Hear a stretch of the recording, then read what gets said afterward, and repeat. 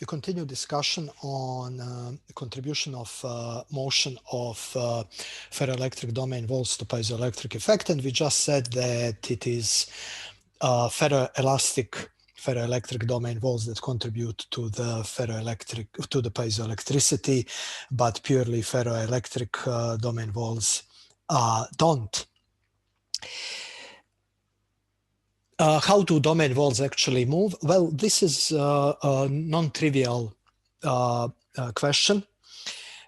Most theoretical models consider parallel domains, domains in which the defects are are distributed in a certain way, and so on.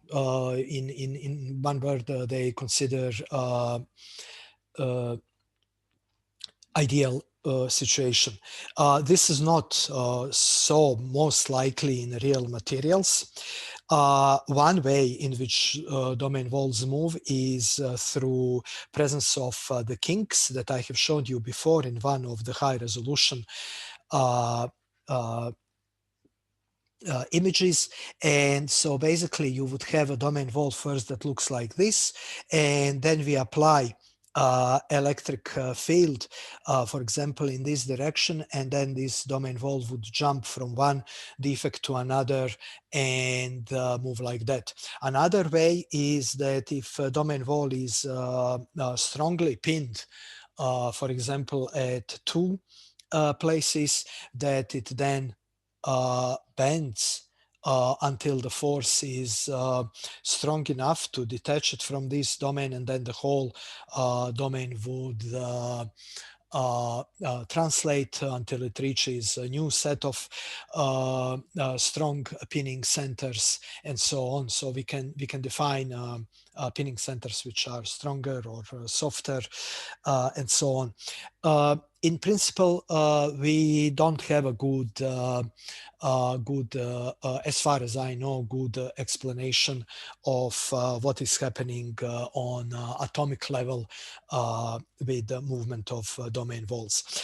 However, experimentally, we can observe domain volt motion. We can observe it directly with STM. On a scale which is lower than atomic resolution, where we see the whole domain and how it moves in the material. And I think that movement, the switching of domains can also be observed with atomic resolution.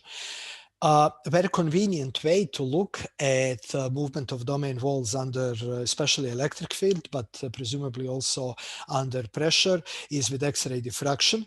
So we have this situation here, and you see that let's say we have some fraction of crystal with orientation with C axis up and A axis up, and then when we apply electric field, that volume fraction will change on expense of one in favor of the other.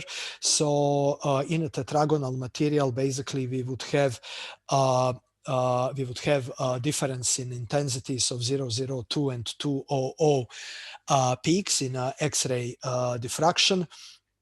And we can monitor that in real time with the X-ray diffraction. We can have a beam that goes through the whole sample, samples thousands, if not millions, of domains,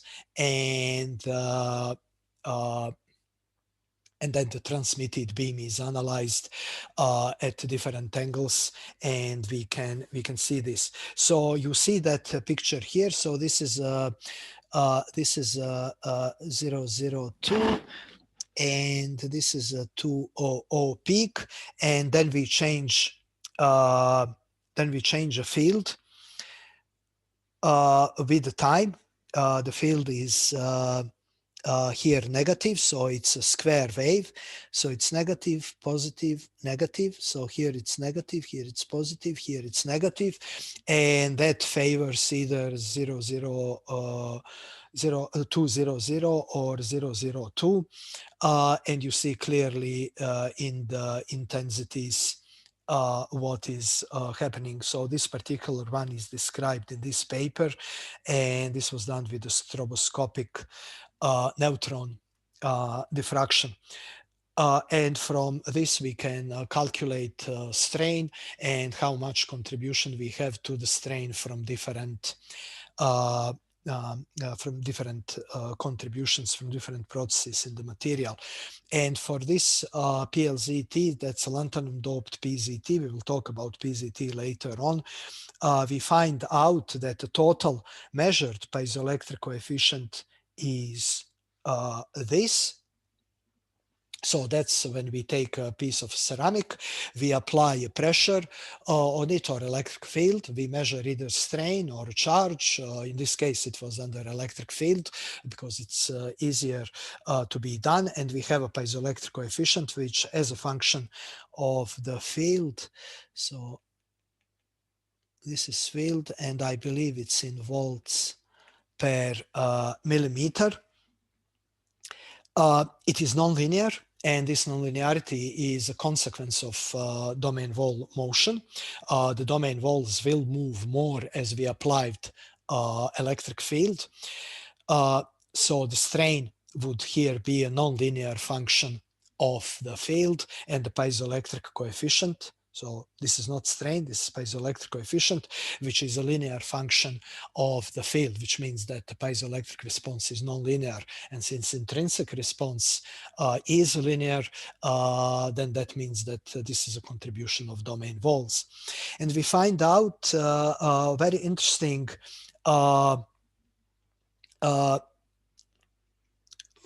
result that domain walls will contribute to piezoelectric effect in a linear and a nonlinear fashion.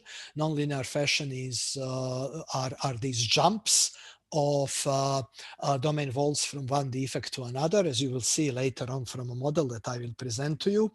Linear motion is when domain walls oscillate around some defect center. And then, since we are working with the ceramics in which each grain is pushing all other grains around it, that force with which grains are pushing consists of two contributions. One is a normal piezoelectric effect, a linear piezoelectric effect, and the second one is a domain effect, which we see can be both linear and non-linear. And that will be an additional contribution to the deformation of the grains, not only through piezoelectric effect, but also through grain-to-grain coupling, because domain walls and piezoelectric effect of each grain. And that will affect actually the lattice of the sample, which we see in 111 peak, which will shift in a position. So that will change the lattice parameters of our material. And that also has a linear and has a non-linear and linear components. Now, when you analyze this, you find out a very interesting result is that lattice linear intrinsic piezoelectricity, that is what you would have if you don't have any grains, if you don't have any domains, is this much. About 25%, maybe 30% of the total response is a true piezoelectric effect.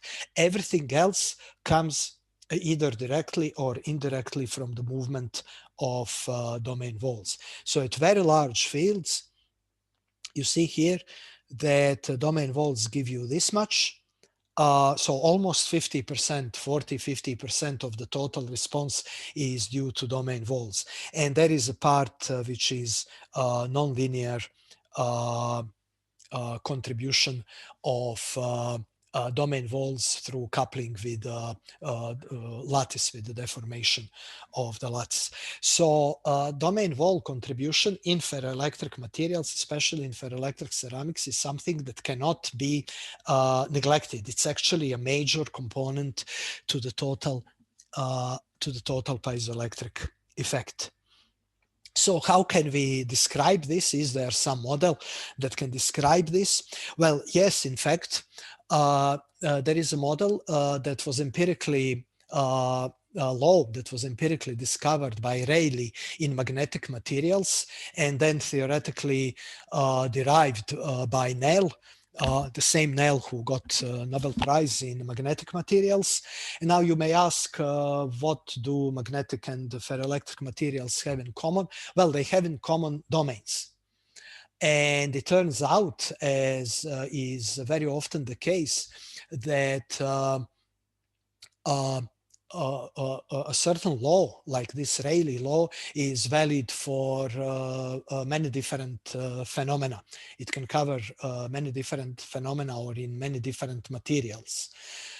So the Rayleigh law, which is known in magnetic materials, describes also very well motion of ferroelectric and ferroelectric feroelastic domain walls, but there is no experimental evidence yet that it is valid for purely ferroelastic domain walls. In fact, there are people who think that this is not the case, and we have to see whether this is the case. So I will present to you a little bit this model very qualitatively. So what we know when we have a movement of domain walls, we know that we have a hysteresis. And I'm not talking just about this switching hysteresis that we use to define ferroelectric materials, but also at weak fields, because domain walls, when they move in one direction and the back, will not move along exactly the same path. Some defects would be moved and so on. So moving up and down is not exactly the same.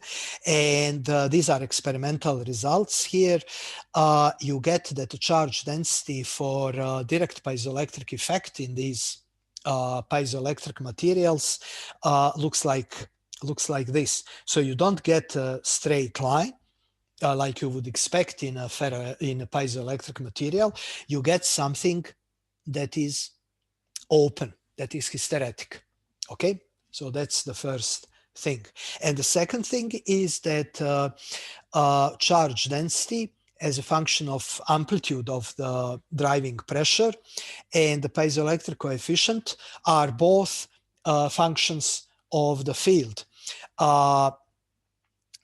Charge density, which in a perfect idea, a perfect piezoelectric material should be a straight line, is actually a quadratic function of field in many ferroelectric materials, while the piezoelectric effect, which should be constant, independent of amplitude of the driving pressure, actually shows linear, quasi-linear behavior, and then it starts bending usually at some field. There is some kind of a saturation. So this is not what we would expect for a perfect piezoelectric material. You also see that slope of this hysteresis is changing as we are increasing the field pressure amplitude. And that's also not in a perfect material. We would just get a straight line for the highest field and the same slope for the lower field and so on. So how can this be explained? Well, as I said, it was Nell who gave first theoretical explanation. He assumed that domain walls are moving in a pinning potential in a material which has randomly distributing pinning centers which act on a domain wall motion. So you can imagine that you have some kind of an interface moving through the material, and then it comes to a defect, then it stops there, and then you need bigger field to move it more. And therefore you have nonlinearity. And then on coming back, it doesn't follow exactly the it doesn't seem the same distribution of the pinning centers, because by this movement of the domain walls you also affect these pinning centers, and it will show hysteresis. Also like a switching hysteresis in the material. So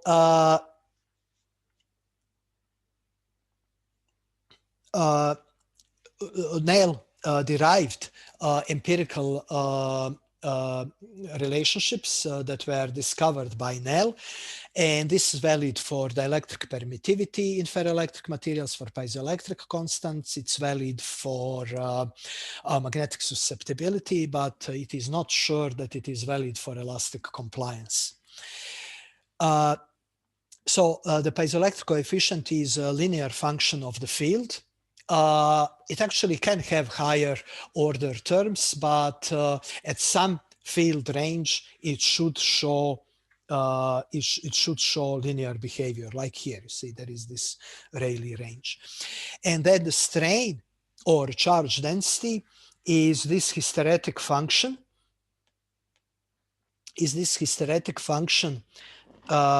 Here. So you have a piezoelectric coefficient, which is function of the field, and then you have this term here, which is different for a positive and for the negative fields, and is also dependent on electric field square. This alpha is parameter which shows how much it's this slope here, shows nonlinearity, and this plus minus is responsible for the hysteresis. Di is a piezoelectric coefficient that you would have in a perfect material.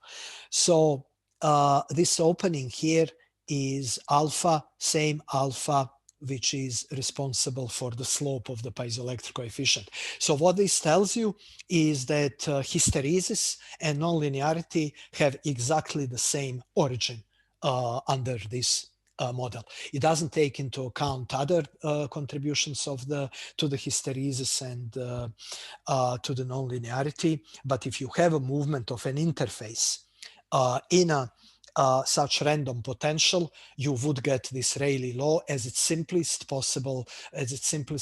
possibility. It turns out that this Rayleigh law is also related to a crackling noise, also to avalanches.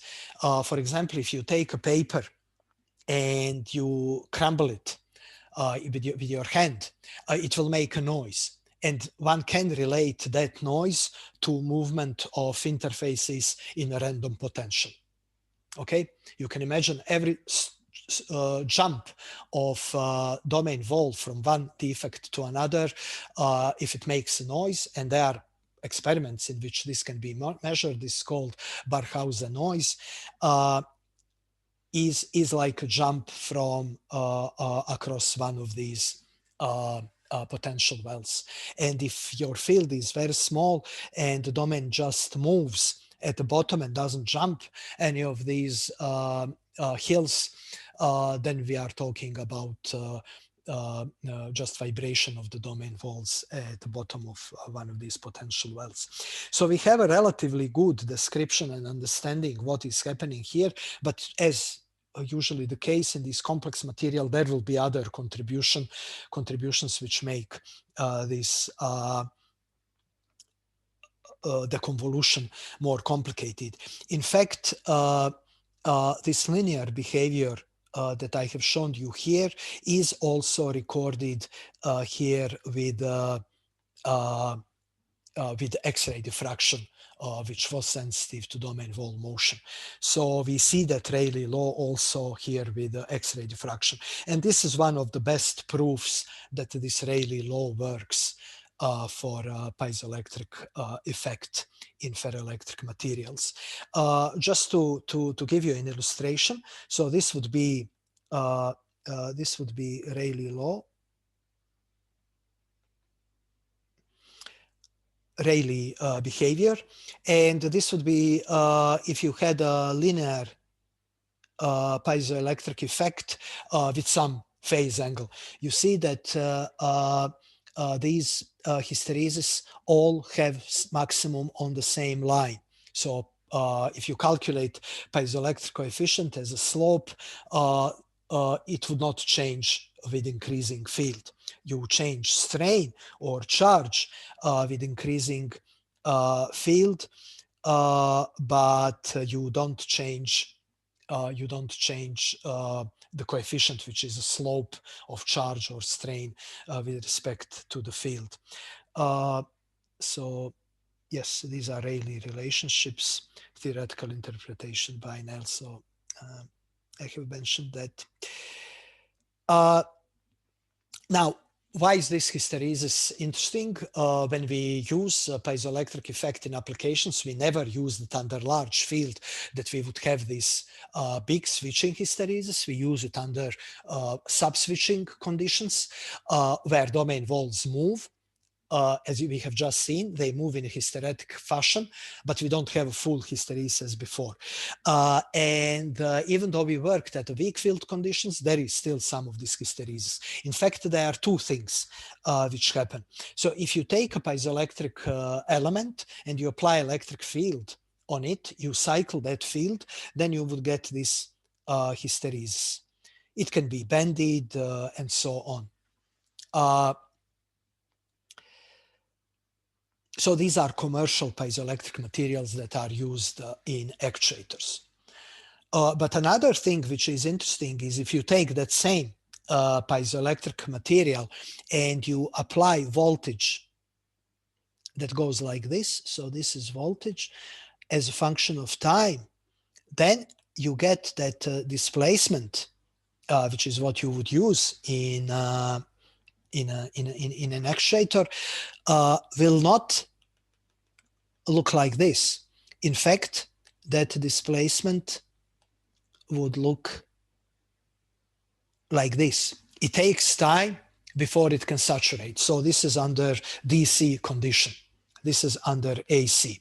And this slow increase, and this actually come from a similar mechanism. So this is so-called creep. We apply electric field, the domain walls move, but then it takes time before they can overcome a defect until they can move to the next defect, and so on. And both of these effects are undesired in high precision actuators. Now, imagine the situation in which you have a displacement, and here you have voltage, and if your response looks something like this, and you want to move it by the amount delta L, some amount, are you going to apply this voltage or this voltage? You basically have two values of a voltage which gives you the same displacement. Well, you can say for increasing field, I go in one direction, and for decreasing field, I need another direction of the field, but that's not what you want. That would make, you would have to track direction in which you are applying field and so on. And after several cycles, especially field is not constant, you would be lost. So really what you need in an actuator is a straight line, so that you don't have to worry about those things.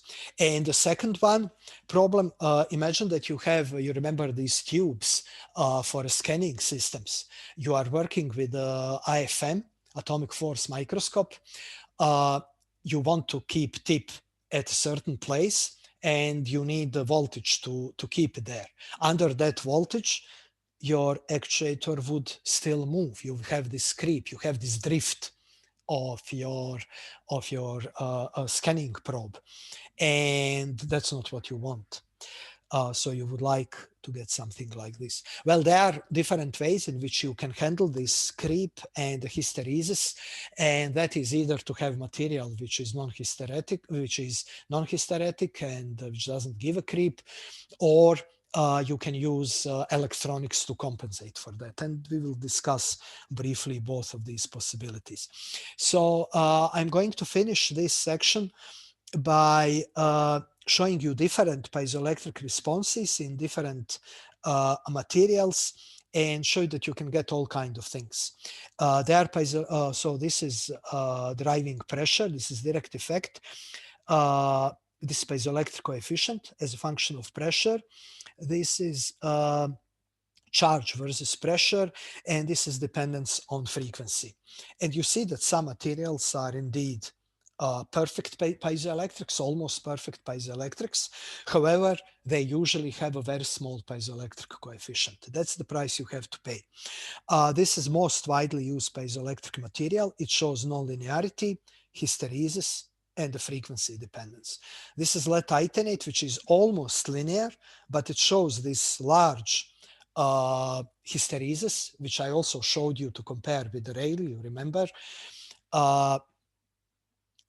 And it shows very strong frequency dependence. We have a factor of 50% here over 4 orders of magnitude. And this material, which is linear, which has frequency dependence in which piezoelectric coefficient is increasing with the frequency, which is very unusual, and has a hysteresis that rotates clockwise. This is not possible for purely elastic or purely dielectric properties. It's against thermodynamics, but in piezoelectric materials, it can happen. So that's the end of these domain wall contributions. We will go with we will continue throughout the course mentioning domain walls and how they contribute to the piezoelectric effect, especially when we discuss devices.